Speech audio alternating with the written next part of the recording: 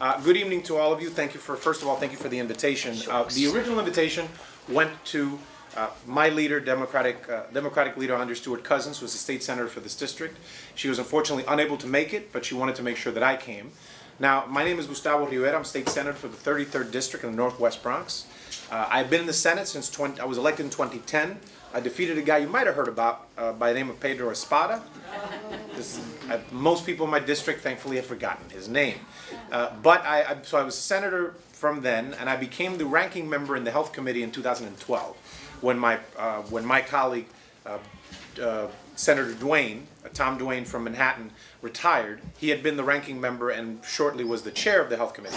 During the time the Senate Democratic Conference was in the majority, he retired. I took that chair. I took that ranking membership. And the way that it works in the Senate is you have legislative committees, and every committee has a chairperson and a ranking member, which means that when we get to the majority, I will be the chair of the Health Committee. And so that is one of the many reasons why I want to make sure that we get there. So I was asked to kind of lay the groundwork, to say a little bit about why I became interested and kind of lay the political groundwork and then open it up to any questions that you might have. So as I said, I've been the ranking member in the Health Committee since 2012. And the reason for that is simple. The Bronx, where I live in the district that I represent, has been the unhealthiest county in the state of New York for the last 8 years running. The Robert Wood Johnson Foundation does a study each year in which they rate every county in the state as far as health indicators, and the Bronx has been dead last for all that time. There's a lot of efforts that are happening right now in the Bronx to make sure that we change those numbers. But it was important for me, considering that it's an area. I'm also a nerd.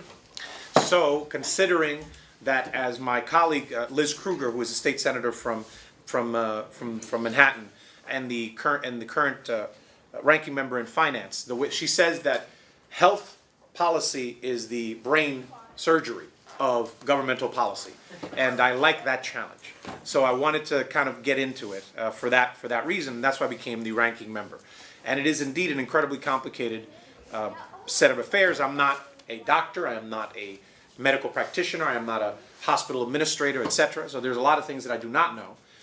But I do know that I surround myself with smart people, and I listen, and I know where my focus is as far as the concerns of the citizens that I represent, as well as the rest of the residents of the state of New York.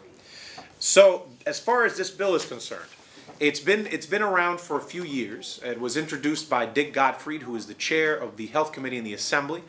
Now Dick and I have become very good friends since 2012 when I became the ranking member, recognizing that, number one, Dick has been in the Assembly for longer than I have been on this earth.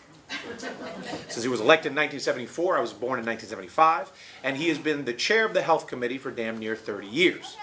So, have a little bit of catching up to do. And in all honesty, he probably knows more about healthcare policy than anyone in the state, and that's not an exaggeration.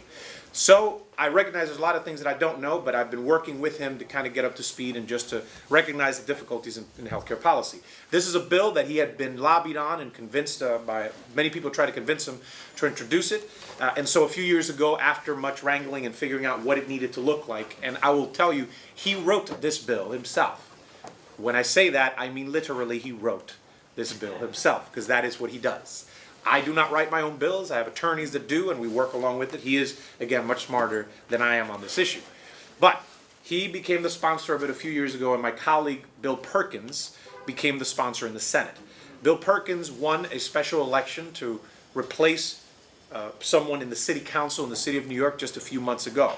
So based on that, he left the Senate. When he left the Senate, there were 22 sponsors on the bill. There are 63 members of the Senate. I'll get to that craziness in a second. But there were 22 members of the Senate that were sponsors of the bill when Bill Perkins left. I have always wanted that bill, but as I've made clear to many of the advocates for years, it's not my bill. And the reason that I make that distinction is because a lot of my colleagues are very possessive about their bills, and if it's your bill, if it's your name on it, if you're the main sponsor, then you should be the person that kind of figures out the strategy, carries it out, etc. And I respect that, because I would want people to do the same for my bill. Once Perkins left, I immediately jumped on it. Since then, we have now 30 sponsors on the bill. There is to replace Bill Perkins. There was a special election you might have heard about last week. The person that replaced Bill Perkins, who was a state senator in Harlem, is now a gentleman by the name of Brian Benjamin. Brian will be sworn in as of June 5th, so next Monday when we get back on the floor, we will have 32 members. We will have one more Senate Democratic Conference member, and we will also have 31 sponsors on the bill. He has already made his commitment to sponsor the bill immediately when he becomes a senator. They have to certify his victory, etc. It's just a technical aspect, but he won with like 90-some-odd% of the vote. So, as of next week, we will have 31 members of the Senate on the bill, which means we still have to get a 32nd person to have the majority of the Senate. Now, I should mention, most bills in the Senate do not have that many number of sponsors. And I'm talking about the bills that we pass every single day. But part of it is that obviously this is an issue which is very complicated, but is very, very politically charged in both a negative and a positive way. Which is how I wanted to kind of talk about that a little bit and then open it up to any questions you might have. The period that we're living in right now, I call the Orange Madness. I refuse to use his name, and certainly not the title next to his name. I just call it the Orange Madness. Him, it, the whole thing. The malaise that we find ourselves in, I call the Orange Madness. And in that Orange Madness, there's certain things that have become very clear. One, that we can no longer have triangulating people trying to figure out, how to best, we can get a little bit of this, a little bit of that. The reality is that they're coming for vulnerable populations all across the country. Whether we're talking about women, whether we're talking about immigrants, whether we're talking about people of color, whether we're talking about sick people, this administration is coming for them. They are doing real things. They are taking real stances. This is not a game. This is not a, there's this namby-pamby thing that we want to just, let's figure out if we can kind of, we'll get the best that we can get, etc. I understand that anything in politics requires negotiation. But in this case, there are certain things that we should not be negotiating on.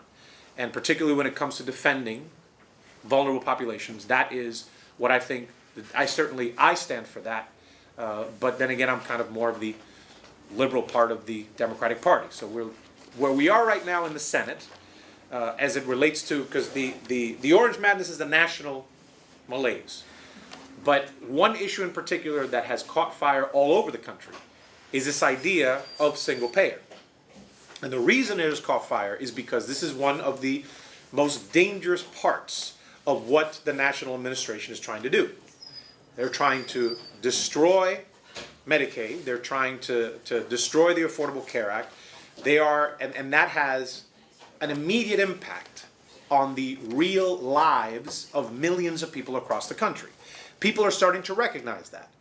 And so the same folks, like folks in this room, who might have been somewhat interested in politics before, might have cared a little bit about politics before, all of a sudden everything comes into focus and it's like, oh dang, we have to pay attention, we have to do more. And this issue has become one that everyone can wrap their head around. If we start with the basic premise, your wealth should not determine your health. If we start with that basic premise, if we start with the premise that we as a society have a responsibility to those folks who are less fortunate, or that we have a responsibility to each other and every human being gets sick, then we should probably look for a system that actually addresses that. And it's a very complicated issue, certainly. And the doctor, I believe this is the doctor that we were waiting for, Dr. Fine? Dr. Fine. Okay, so Dr. Fine. I have entertained you already for 9 minutes, just so you know. I am timing myself. And I will only speak for a couple more minutes, Dr. Fine, because then the technical aspect will come to you. But so where we find ourselves is that is a discussion that's happening all over the country. And in each state, there's a different flavor of it.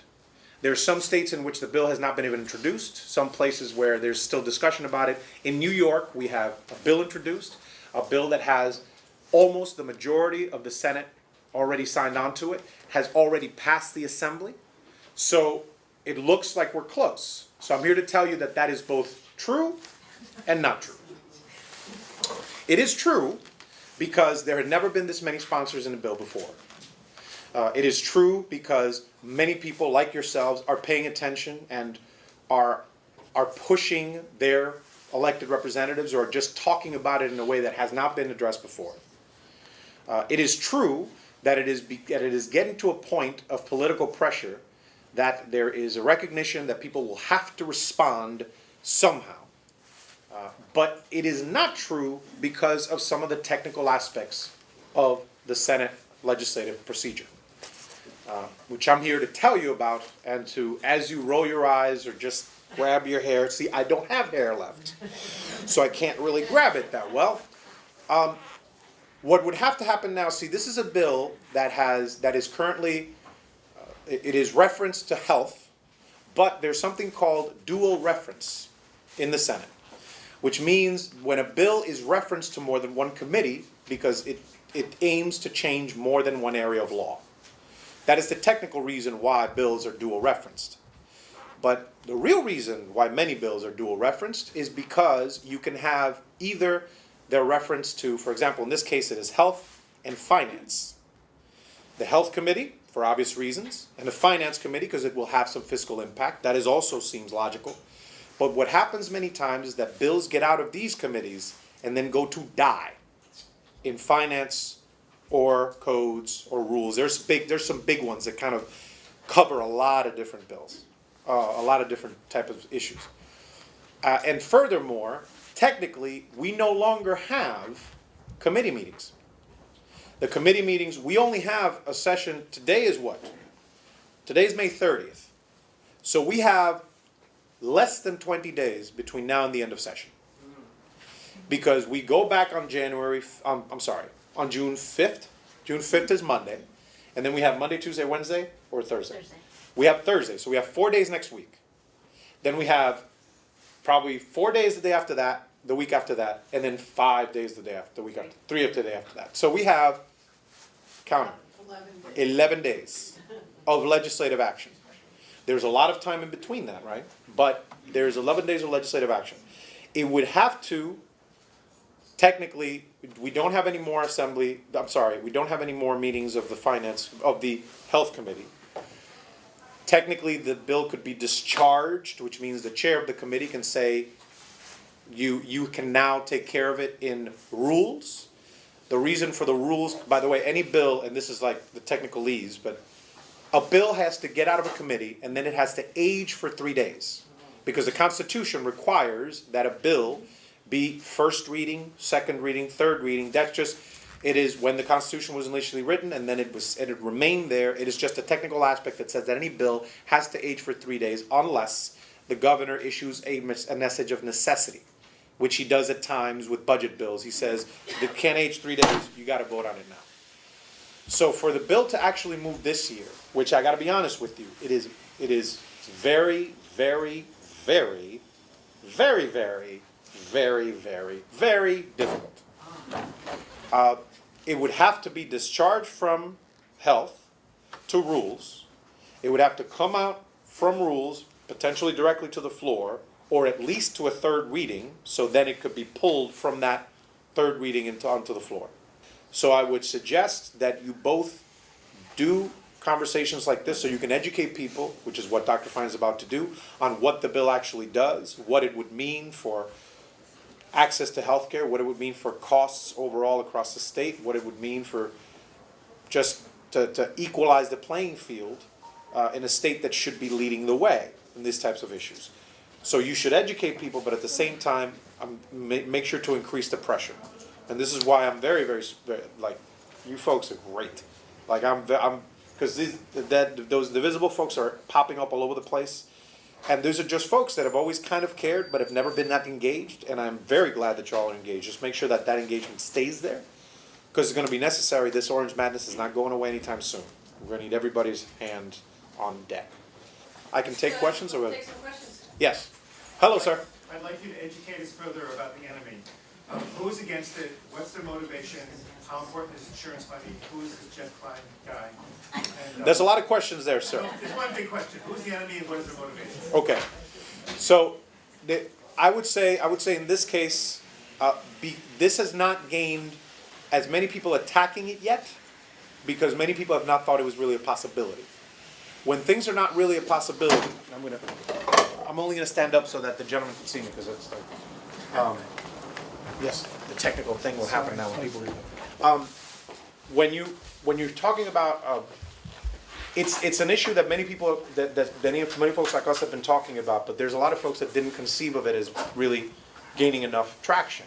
So it has not been attacked yet at the level that it will be attacked. And there's some basic places where the enemy, generally speaking, is the Republican Party or conservatives. That at the very end of the right wing, folks that do not believe that they have any responsibility for other people other than themselves, right? So you got people that the idea of anything like a public healthcare system, it just disgusts them, right? So there's those folks that just ideologically feel that that's not the right thing to do. But then you get a little bit further this way, and you have folks whose interests would be directly impacted. So certainly, I feel that probably insurance companies would be very, very concerned about it, because it does not ban them. The bill does not ban them, but it basically erases their necessity. We don't need them, except for really high-end plans that for really specific things that are not medically necessary. Then they, their marketplace would be very, very different in the state of New York, and obviously it's a big marketplace. So I would guess that general category is who we're talking about. So that's what I would describe as the enemy. If you had a question. Yes, ma'am. I think he asked about Jeff Klein. Mhm. Now, are the IGC part of the 31? Yes, they are Democrats? co-sponsors. Yes. They have said that they would support their They sponsors? became co-sponsors of the bill. After I picked it up, there's some folks that spoke to them. They don't speak to me for some reason, but there are some folks who did speak to them, and they are now co-sponsors of the bill. Yes, ma'am. But apparently the IDC doesn't, they're not inclined to help move it out of committee, is that right? Well, this is the thing. They have this coalition, which they are the case that they've always made, and I'll be clear. Since 2011, when they became a reality, because I got elected, the IGC happened. I'm not saying it's not my fault. I'm sorry, it's not my fault. Just want to make that clear. But the IGC came to be on the same day that Governor Cuomo gave his first state address. That's the day that they announced that they were the creation. And ever since then, many of us have said very clearly, this is a problem, because the United Democratic Conference would actually be able to internally discuss what needs to happen, and we would not be negotiating with folks from the right to kind of get some sort of half-baked loaf or what have you. Not even half loaf, a half-baked one. Then in 2012, when Democrats picked up enough seats to be in the majority outright, they joined with the Republicans, because apparently they thought this was a Knesset or something. Like they had, it was like we're not in a parliamentary system, and yet they formed a coalition with the Republicans. And this is the one thing that they can argue whatever they want right now, but the past is the past. It happened. You empowered Republicans, and anything that came out of that coalition was ultimately half-baked loaves of any policy that you can mention. So the coalition that they are part of right now, they're proud of it, and they say that creates better policy. This is what they argue. I would say just look at what the results have been. And the fact that once we want to increase the pressure, when I say about as far as the 30 people in the bill and 31 as of next week, and I repeat, most bills that we pass every single day don't have that many sponsors on it. And when I get that 32nd, because I'm going to get that 32nd, we're working on a couple of different folks. But when I get that 32nd, then the argument becomes like, here we are. We got the majority of it. Let's bring it to the floor. And that pressure has to increase. And that pressure has to be put on them as well, because they are part of the coalition that leads the Senate right now. Which gives us such great policy, don't you know? Yes, sir.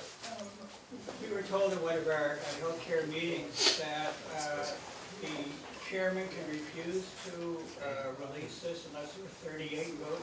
If that's true, can you explain that? The chairman, the chair of a committee has the authority to get a bill out of committee to refer it, to discharge it is the term.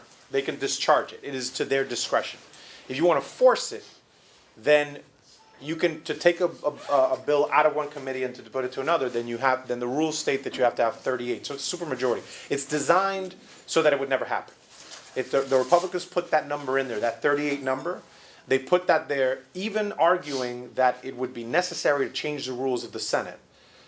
We believe that that's not accurate. We believe that, particularly related to parliamentary procedure, if we had 32 on the floor, which we will next week, that we could potentially change the rules of the Senate. But as it refers particularly to discharging, the chair of a committee has the authority to discharge bills from his or her committee to rules. For example, in this case, it would be to rules, because rules can put it directly on the floor, or you could force it. But in this, those are the two options that exist. Yes, ma'am. And who's the chair of the rules committee? Chair of rules. DeFrancisco. DeFrancisco, chair of rules. DeFrancisco is the deputy leader of the Republican conference. He is a very conservative, and he's a dude. It's funny. I never would have said this before I became a senator. I actually have people that are Republicans that are my friends now, which I would never have said before. And DeFrancisco, I actually like him. He's a kind of Captain Smartass. He always has to have the last word, but he is incredibly conservative, and he is on the chair of that committee, and he matters a lot to be able to move things. So he can sit on it, and he can just let it die. So that's John DeFrancisco. Yes, ma'am.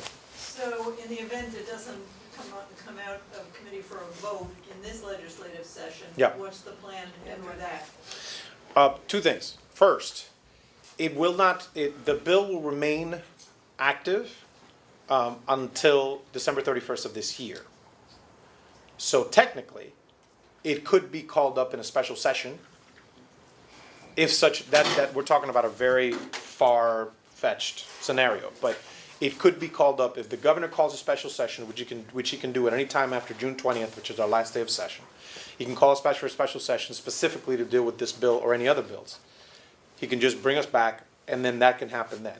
If it does not move before June 20th, then the likelihood that we're going to see movement this year is very, very low. I personally believe, and listen, I'm going to do what I need to try to get it. This is one of the reasons why I'm talking to you folks, because getting that pressure up will make sure that we get to a point where it becomes politically necessary for people to engage in a real way and to be able to move it. But the likelihood, knowing as I do, and I've spent 7 years there, this is my 7th year there, I don't think it's going to move this year. I'm going to try to do it, and with everybody can put pressure, and we can try to do what we can, but it doesn't look like it. This gentleman, then the lady back there. Yes, ma'am. Yes, sir. Where is Cuomo really on this? You got to ask him, dude. Hmm? You got to ask him. What do you think? I think that we need to make clear to the governor that this is a necessity for the state, and this is a necessity for the people that he's supposed to represent. He has demonstrated in the past that when he wants something done, he can get it done. So I would suggest that this is something that he should take up, because if we wait to respond to the orange madness on a defensive posture as opposed to going on the offensive, I think that we lose. And losing on this means people's lives get lost. So I would say to him, you have an opportunity here to demonstrate leadership, and you should. That being said, I would also, and I'm glad that I have Dick Gottfried as we're the two co-sponsors, because neither of us are willing to have a watered down, weakened version of this actually make it out of become law.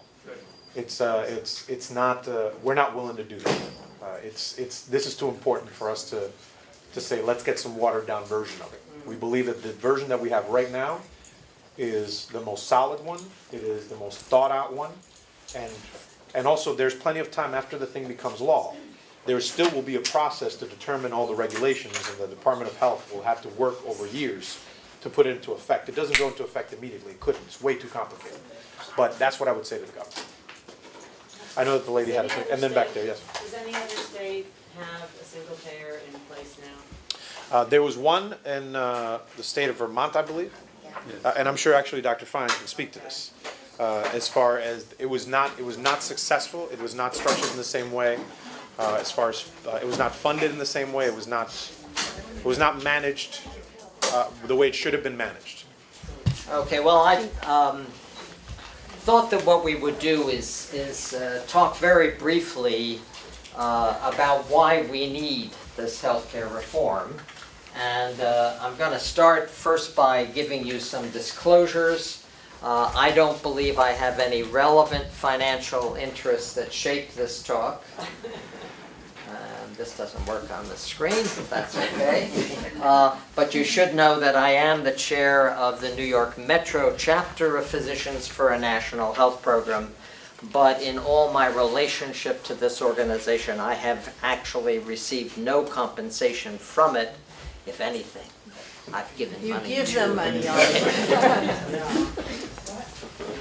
So, what we're going to do this evening, and we're a little bit late, so I may need to just zip over some of this, but you know, the challenges that face our healthcare system go from a kind of persistent level of uninsurance in the country to a growing underinsurance, where in fact the insurance doesn't cover everything.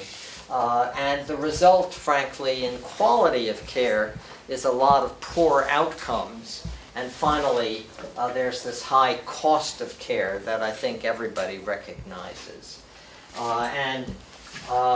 You know, just to give you a sense at the outset in terms of what's happened to uninsurance in the United States, if we go back to the 1940s, there were, frankly, no real formal health insurance in the United States. And then unions began to, in fact, want that. In fact, 1936 is when Blue Cross was formed for the first time. And then in the late 1950s, the IRS said that if an employer contributes to the purchase of health insurance for his or her employees, then that employer can deduct the cost of premiums, literally from their taxes. So now you had unions pushing for it, you had in fact employers having some interest in offering it, and you see this decline in the level of uninsurance in the United States. But what happens here, this precipitous decline, in 1965? Medicare and Medicaid, right?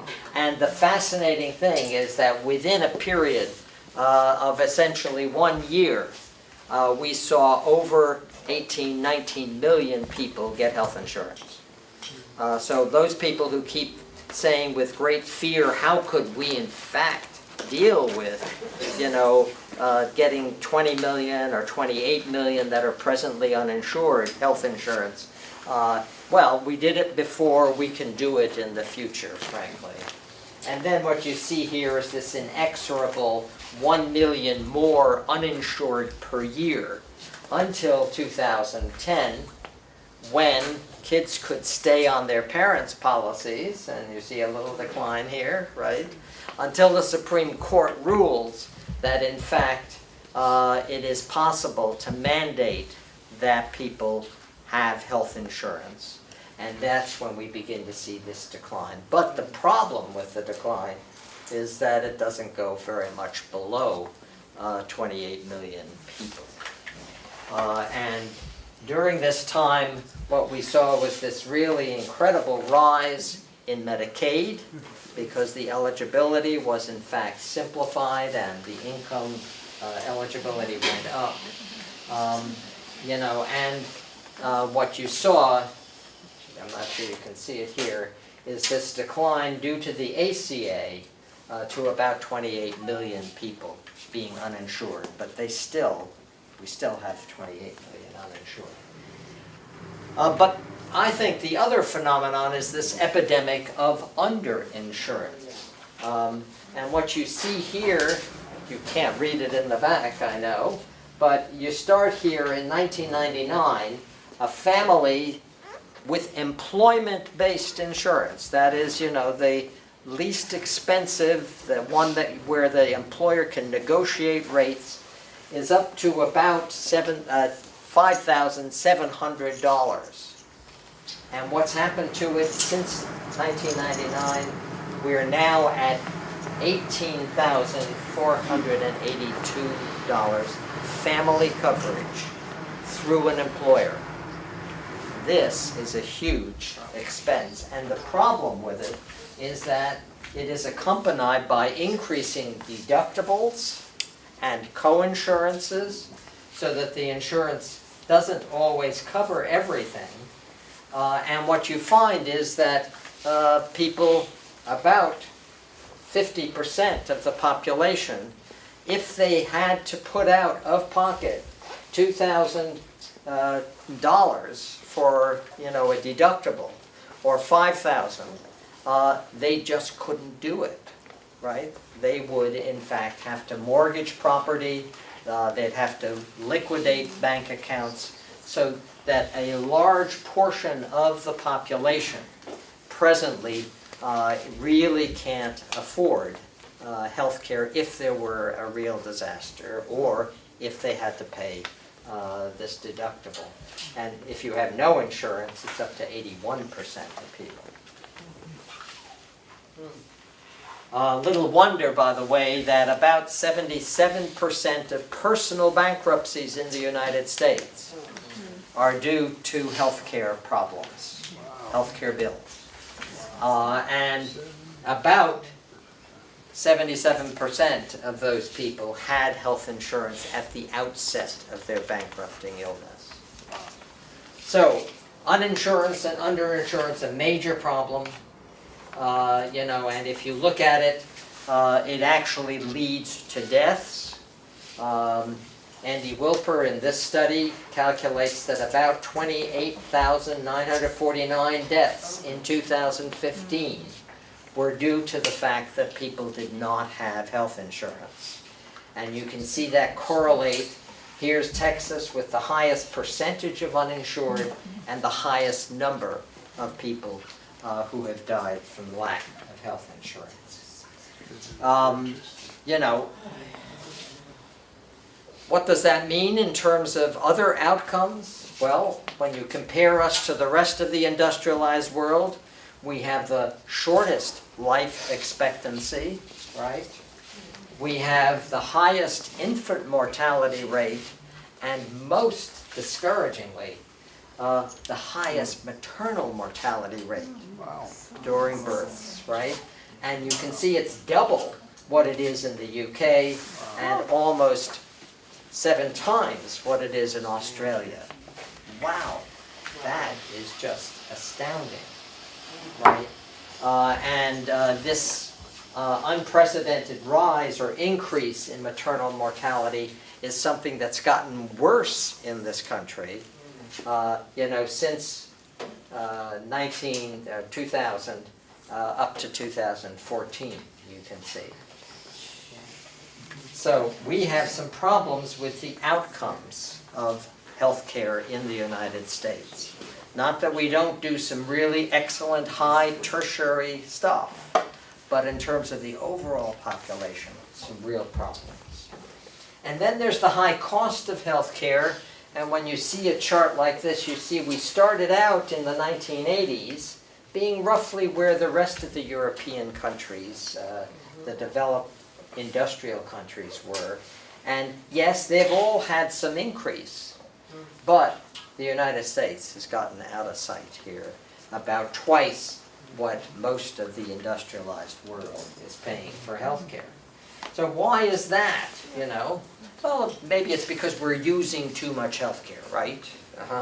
So, look at the hospital inpatient days per capita, the lowest number of days in the hospital per person in this country compared to Canada and Germany.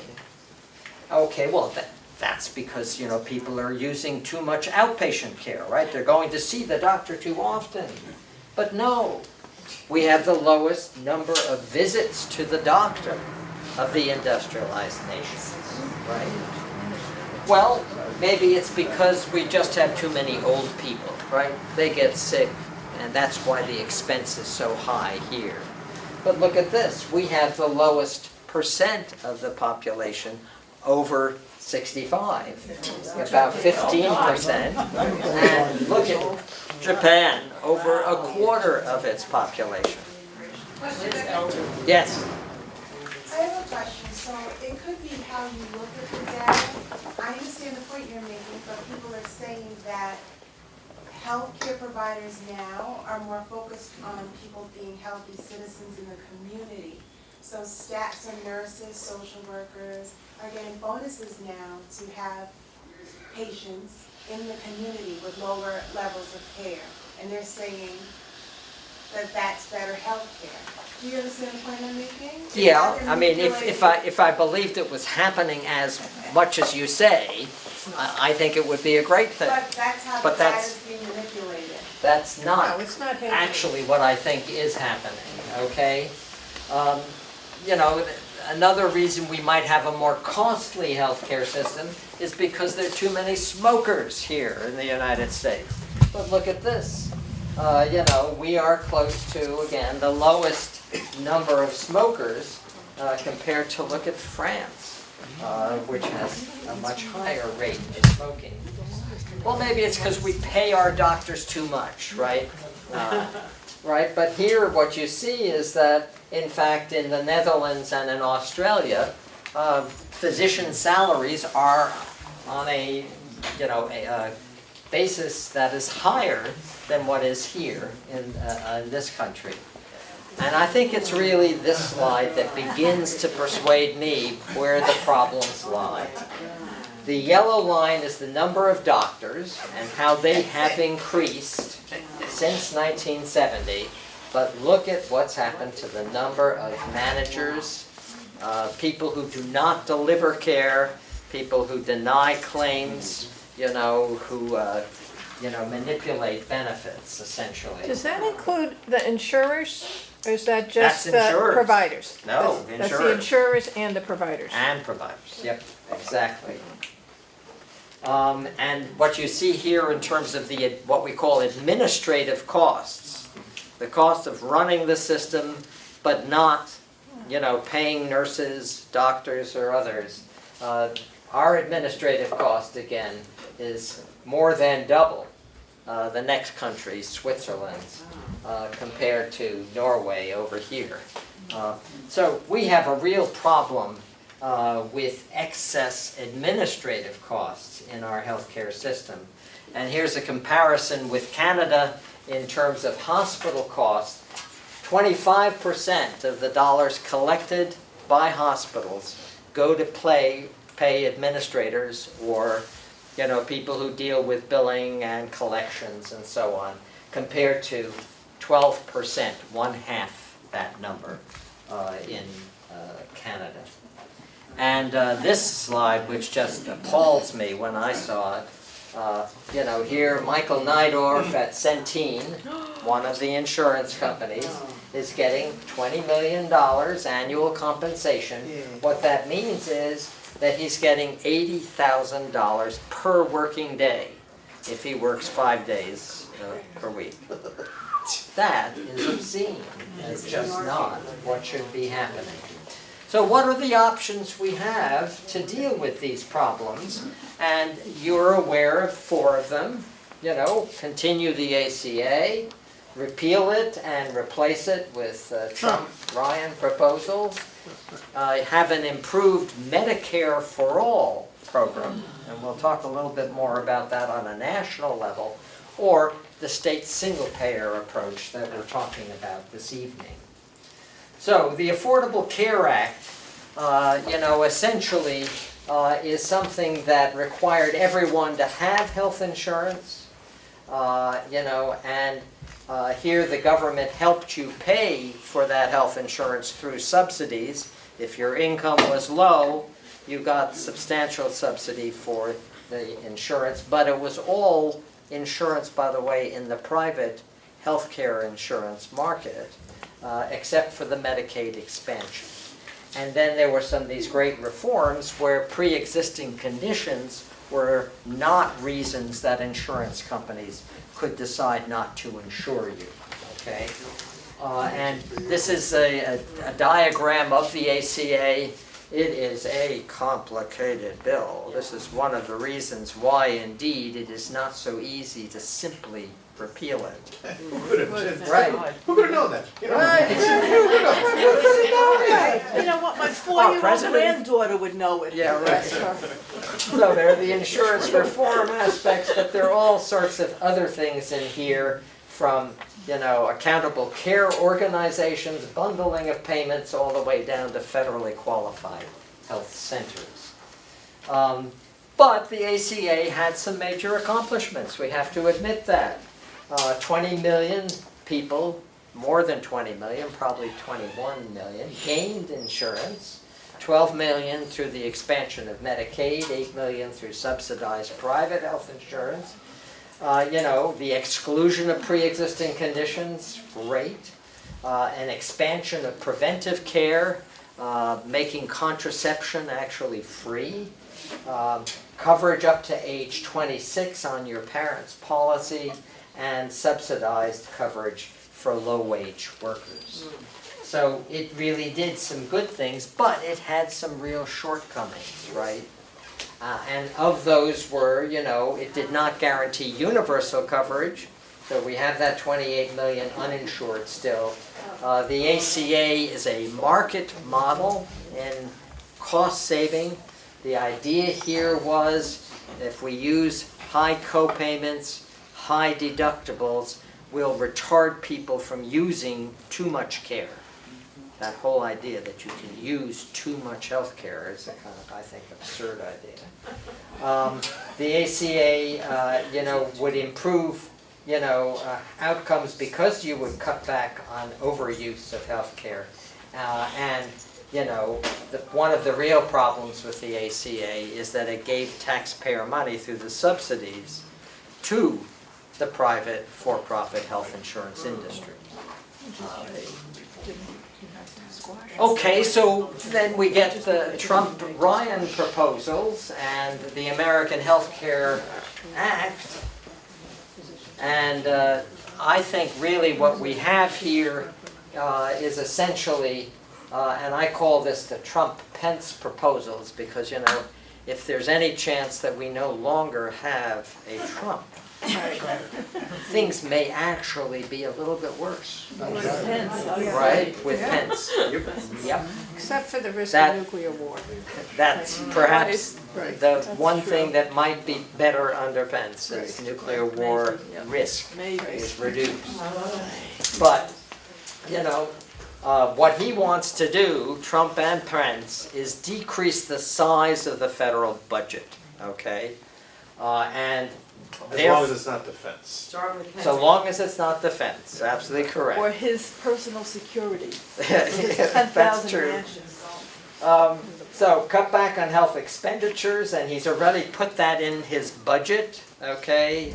$600 billion over 10 years is in the budget that they proposed.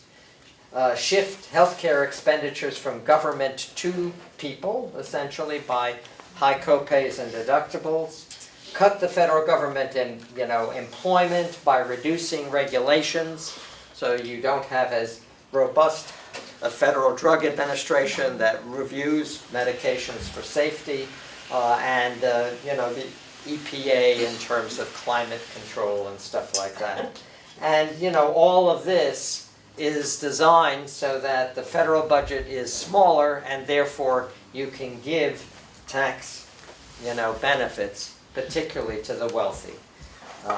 Essentially to get them from a 35% tax bracket down to a 15% tax bracket. And Ryan, a little bit more sophisticated in some ways, you know, talks about repealing the ACA and replacing it. Cutting Medicaid by giving what are called block grants to states, which will probably not increase at the rate that healthcare expenditures will. So fundamentally, it'll mean a cutback in the number of people that you can cover. And a quick note on that. One of the things that has happened is that the state of New York is one of the states that has been for a long time. We asked the federal government what is known as waivers. Now that just means that we get to use Medicaid money in a slightly different way. We tell them we believe that we can use it this way, we can use it more effectively this way, so they give us waivers. Block grants would eliminate that, so it means that a lot of the things that we're doing in the state of New York that is ahead of the curve of other states would go away. Very good point. Private health insurance, people would be allowed to deduct some of the premium costs of private health insurance from their taxes. But, who's going to benefit from that? Again, people with higher incomes rather than people with lower incomes. The creation of these high-risk pools, you probably heard about that in the newspapers. Our experience with those in other states is that there are long waiting lists to get into these high-risk pools. And what do they really do? They take away the cost of really sick patients from the insurance companies. It's a way, in essence, of subsidizing them. And then the sale across state lines of what are called mini-med programs, health insurance that really has a lot of holes in it and covers less and less. And this is a comparison between the ACA and the AHCA. I think we'll just go over that. Then there were the Freedom Caucus concessions that were made, essentially that states could decide not to cover all the essential benefits. They could decide, not to cover maternity care, not to cover, highly expensive people with diabetes or what have you. It would take away community ratings. States could do that if they wanted to do that. And they would, in fact, eliminate the age rating that is in the ACA. In the ACA, if you're under 30, the premium can be 3 times lower than for people over 50. But in the Ryan plan, it's a ratio of 1 to 5. Much, much higher. So real problems here, and the impact clearly of these policies is that 14 million people would be uninsured in 2018 if this passed, 23 million by 2000 more people by 2026, such that the total number of people uninsured would be over 50 million. Again, 14,000 additional deaths in 2018 because of lack of health insurance, a disproportionate income impact on those with low incomes, and essentially different calculations. The Trump people, or actually, interestingly, the Office of OMB, Yes. Office of Budget and Accounting, said that there would be a $119 billion decrease in healthcare expenditures, whereas the Commonwealth Foundation feels that these things will all increase healthcare expenditures by $33 billion. We'd probably agree that it's just going to shift. Lord knows, yes. It's just gonna It's going to shift the cost to the people. Yep. And Lloyd Dockett, a Texas Democrat, I thought this was interesting. This is not the art of the deal. This is the art of the steal. Taking away insurance coverage from families that really need it to provide tax breaks for those at the very top. And where things stand in Congress now, as you know, this was passed 217 to 213 in the House. We've got 52 Republicans, 46 Democrats, and 2 independents in the Senate. And so we have these Republicans, Portman, Murkowski, Gardner, and Moore, who potentially will not go along with what was passed in the House. But the committee that's dealing with this is the 13 men. Don't allow a woman on that group, okay, in the Senate. So, the other option is really to think and talk and have a vision for an improved Medicare for all. And that's embodied in H.R. 676 and in Senate 1782. And what these bills do, essentially, is talk in terms of fair public funding, create a healthcare trust fund, transfer the employer's contribution to health insurance into that trust fund, right? Develop a graduated employee contribution so that employees would in fact also contribute based on their income, and to also tax those people who have a large amount of unearned income, stocks, bonds, so forth. But get rid of the idea of health insurance premiums. Why? Because they're really regressive. Usually, in most companies, the president pays the same premium as the secretary. And yet their incomes are so widely different. Health insurance ought to be graded on people's premiums. And because of the administrative savings, we would project with universal coverage, no increase in overall costs. And why is that? Because in fact, when you look at it, the administrative cost and profit of the Medicare program is roughly 2 to 3%. That means of all dollars collected for Medicare, 97 to 98% go out to pay for doctors, hospitals, nurse practitioners, those people who deliver care. Whereas in private health insurance, they keep anywhere from 16 to 30%, on average probably about 20%. Which means in essence that only 80% of the premium dollars collected go to pay for actual care. And in this study recently published in February 2017, it's estimated that $503 billion could be saved if we converted from our for-profit private health insurance to a Medicare for all, single-payer approach. Just to address some of the concerns, this is a nonprofit private delivery system under local control, is the idea here. It's the Medicare program, friends. We have it. It's not perfect. There are many problems with Medicare. But it's not socialized medicine. What is socialized medicine? It's a situation where hospitals are all owned by government. That's what happens in the UK, Denmark, Sweden. And doctors are actually salaried by government. Is that true in the Medicare program? No. Hospitals remain privately owned, and doctors remain, in fact, independent, not paid by government. And this is a, fundamentally publicly funded, privately delivered arrangement.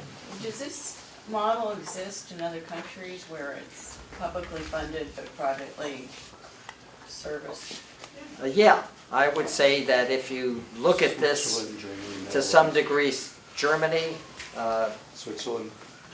Switzerland, France, and Canada is probably the most clear, sharp model that resembles this. And so what you see here are all of these aspects that are outlined in the... And quickly, Doctor, I'm sorry. So I apologize, I have to get rolling, but bottom line for me as far, because obviously this is the guy who has all the technical stuff that obviously knows what he's talking about. I really want this presentation, by the way. Great. Bottom line, as far as the actions that you should take, as I told the lady earlier, a lady asked about actions, continuing to put the pressure on the governor, continuing to put the pressure on the majority leader, continuing to put the pressure on Jeff Klein are absolutely essential. Most of you, if you live, I'm sure that most of you live somewhere that your legislator, that your senator is already a sponsor.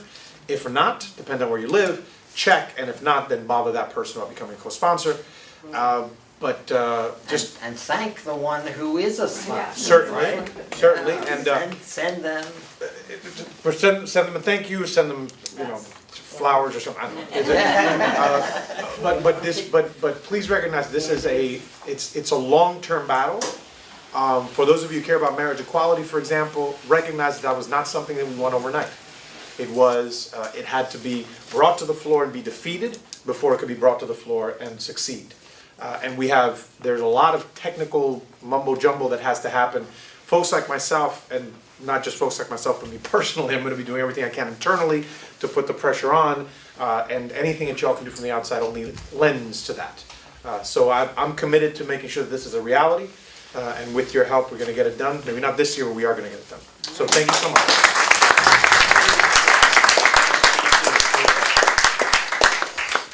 So, this proposal is really outlined in much more detail by Physicians for a National Health Program. And if any of you are interested in getting an email from us, just give me your email address and we'll have staff send you some of this material. There is a bill in Congress, 676, put forward by Representative Conyers. And we are waiting, in the past, Bernie Sanders did put forward 1782, but he's revising that and is going to be putting it forward, we understand, sometime in June. And if you ask people out there, the public, do you favor expanded universal Medicare for all? What you see is that 58% of the general population favors that. 81% who call themselves Democrats favor that, interestingly. And, 60% of independents, and even 30% of Republicans. There is really an acknowledgement that a Medicare for all type program would be, in fact, something that really we should have in the United States. But, whether we can get that with the present Congress that we have is probably a little remote. So we do need to think of these interim steps. A state-based single payer, such as the New York Health Act. And what you see here is that yes, there are some failed attempts. California actually passed a single-payer bill a few years ago, but Schwarzenegger actually vetoed it, interestingly, but they're back now, and they have a Democratic governor, so we'll see what happens. The Vermont and Colorado experience, which we could talk about, then there would be the need for federal waivers, such as Medicare and Medicaid. That's an important dimension. Will, frankly, the Medicare block granting that's being talked about be something that would prod the governor and our legislator to say, well, maybe really what we ought to be doing is, in fact, putting this into a state form of legislation. This from Public Citizen. What you see here is, frankly, that the states that expanded Medicaid are these greenish states. The ones that didn't expand Medicaid are the grayish states. But the numbers with the lines through them are states that have some form, not so much of a single-payer legislation, but some form of state initiative around expanding health insurance. And here you have heard, that there have been 3 years, 15, 16, and 17, that the Assembly has passed this. And, it's essentially a bill in which every resident is covered. This is probably one of the more controversial concepts. Anyone talk about that idea? No, not a citizen, just resident? Yeah, right. What that means is, and I think that's perhaps one of the most controversial things here, that even the undocumented would be covered in the state bill that we presently have. And we think that's good from a public health point of view, frankly. Those of us that ride the subway would be very happy to be sure people have access to care. But not only that, from a moral point of view, it's probably the right thing to be doing. Everybody in, nobody out. And we believe that this is going to cost less, and we'll show you why in a bit. The New York State politics that you're aware of, you've heard about them more from, Senator Rivera. It passed the Assembly this year 87-38. That's quite a margin, right? We have 31 senators that have sponsored it. We only need one more and we would have a majority. But as the senator described to you, it has to get to the floor through various committees. And probably it needs a 38 number of senators backing that. So there needs to be a real focus, it seems to me, on trying to get more Democrats elected, frankly. And where is Cuomo? Everybody raises that question. What we'd like to do is to, ask him, look at the situation in Canada. Canada started with one province that went for single payer. It was Saskatchewan. And who was the premier of Saskatchewan? Tommy Douglas. And who is the most popular politician in all of Canada over the years? It's been Tommy Douglas. If Cuomo wants to become the most popular senator, this might be a way of doing it. What are the components of this legislation? Eligibility, every resident, as we said. No barriers due to age, sex, income, wealth, employment, or health status. The state bill says no regressive insurance premiums. No payments at the time of service. That means no co-payments, no deductibles, okay? That's really very significant and I think important. The benefits would be comprehensive, covering primary and preventive care, inpatient and outpatient hospital care, prescription drugs, and we would predict at a lower cost because when you have a program that bargains for 20 million people with the pharmaceutical industry, you've got a potent force that's going to lower the cost there. We explicitly mention in the state bill that it will cover dental, vision, and hearing. Why is that? Because it's not covered by Medicare, right? And you're right, by most private health insurance, very few people have good dental coverage, right? But the important thing is that Medicare didn't cover those things, and we want everybody on Medicare to have that. And then free choice of doctor, including the primary care physician, specialists, and the hospital. The idea being that there would not be a network of physicians that private insurers say, are part of our, group. But if you go out of network, you're going to have to pay more. Not true under the New York Health Act. I assume that mental health is included in this? Correct, very important. It wasn't on the slide. It should be. Okay, thank you. I will update the slides on that score. Provider reimbursement, all providers would be paid in full. Again, no deductibles, no co-payments, and essentially no charges directly to patients.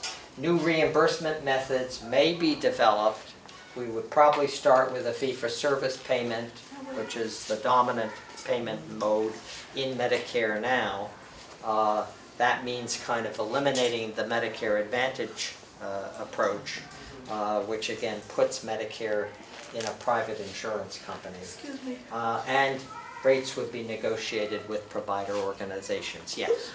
The idea here is to have a progressive graduated payroll premium, or assessment, there are different words that are used here, or attack. 80% on the employer, 20% on the employee. Graduated premiums on non-wage income for high-income earners, such as, again, stocks and bonds. Federal Medicare and Medicaid funds would all go into the trust fund. And to clarify and be sure that people have a sense of this, Medicare Part B premiums, which presently are paid for by the beneficiary, would be paid for through the trust fund. And the bottom line is that, on a $50,000 wage, probably 6%, would be from, the employer. And I'm not sure that's quite right. But here, let me just go through the savings and then we'll get back and you'll see where this comes out. So where do you save money in this kind of system? Some of it is, frankly, through the savings on insurance administrative costs. This is from the study done by Gerald Friedman, the head of the economics department at the University of Massachusetts. The elimination of cost sharing, that's going to cost you more. Oh, I'm saying here, this is what costs you more. Covering the uninsured and the poorly insured. Eliminating cost sharing, co-pays and deductibles costs you more. And what he decided to do is take Medicare and Medicaid, which are known to reimburse providers at lower rates than private health insurance, and at least at the outset, put them up to the private insurance. So that would cost more, and he calculates here the increase in cost would be roughly 9.1%. But there would be these savings from insurance administrative costs, 9.9%. Then, in my office, I would not have to employ so many people who are dealing with the denial of claims, with getting prior approvals and all of those things. And that would be true in the hospital as well. We did a comparison, actually, of Toronto General with the Mass General. Similarly sized hospital, essentially 3 people doing billing and collection in Toronto General, over 350 people at the Mass General. That kind of saving. Bulk purchasing of drugs and devices. What entity gets the lowest price on prescription drugs in this country? The VA. Why? Because the VA can bargain directly with the pharmaceutical industry, but Medicare cannot. Okay, by law, it is prohibited from doing that. It has to go through a prescription benefit management company. And then this whole issue of reduced fraud, a tiny amount there. So Friedman comes out with the notion that, if you subtract the expense, increased costs, so to speak, from the savings, you get $45 billion saved. Now, some people have said this is a little bit generous, but I think most people, other than some of the right-wing people that have looked at this, would argue that, there are savings here that are probably certainly somewhere in the $10 to $20 million, billion dollars of savings. Billion. So workers' comp and no fault would also go away. My understanding is, yes, they are incorporated in this. You would hope so. And that's a different standard of care, and it's not very good. Yeah. You ask a question that I should know the answer to, and I want to be sure that I'm not telling you incorrectly. It may be that workers' comp remains still unincluded here because there's a way in which that is, compensated for by the employer separately. So I'm less certain about that.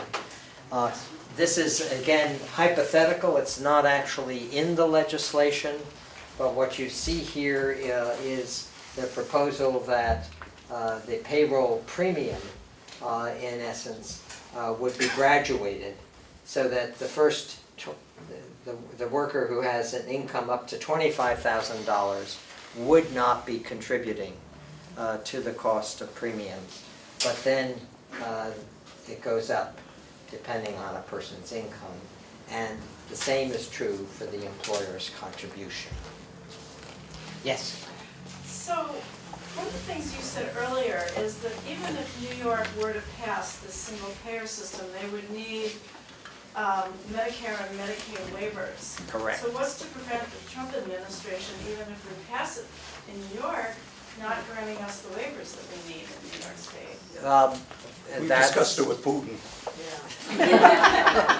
That's a real possibility. But, you know, it seems to me what we want to do is to get to a place where, in fact, you know, we would see. Force their hand, exactly. They're fundamentally proposing to do that with Medicaid, right, by block granting it. Okay, that's their proposal right now. Yeah, essentially. Medicare is much more complicated, much more controversial, but it seems to me, you know, that's not something that necessarily is impossible. So we would have to see, really. And this chart, which is very complex, gives you a sense of the, you know, the annual employer cost and what the employer would save from what they're presently paying for private health insurance, and then the employee, you know, savings as well as what the employee would put in, depending on income. So, you know, in a summary fashion, what you get with the New York Health Act is universal coverage, including all residents, cost control by a single payer, essentially, no co-pays and deductibles, free choice of doctor, nurse practitioner, and hospital, fair financing through graduated premiums, and a potential for delivery system equity. What's to be done? It is very much for you to get involved in every way you can. You can learn more by going to our website. Those of you who have signed, we'll try to send you, you know, easy access to it. Sign letters, I think, yes, protesting the repeal of the ACA on the national level. If there are protests against, you know, repealing the ACA, join them. But, you know, we should go to congressional town hall meetings. You know, the one in Brooklyn where Yvette Clarke really was asked, you know, why haven't you talked about single payer? And the entire audience, I must admit it was an amazing experience, just broke out in applause. And she came back and said, you know, I am a co-sponsor on 676, but she hadn't mentioned it up till then. Here you see, again in Albany, here are the doctors and medical students, you know, coming together to support this idea. There's an increasing number of doctors who really do favor moving in this direction. The studies that have been done show that 58% of physicians in the country favor moving to some form of government-sponsored health insurance. They're getting very frustrated. Is that New York only, or is that? No, that's the nation. It's a nationwide What about in study. New York? Do we have a statistic for New York? We don't at this point.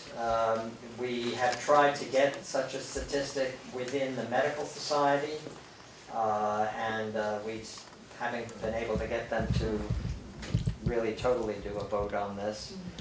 The Family Medicine Society is in favor of the state single payer New York Health Act. So it does vary quite a bit. Eileen, you had a question. Yes, one of the talking points that I have found useful, and maybe you can comment on this, is just the general cost of providing healthcare for employees, you know, is shared both privately by business owners, but also by counties, municipalities. The the costs for paying for their health care would drop significantly. And so that would create big savings and, monies to be Right. spent So elsewhere.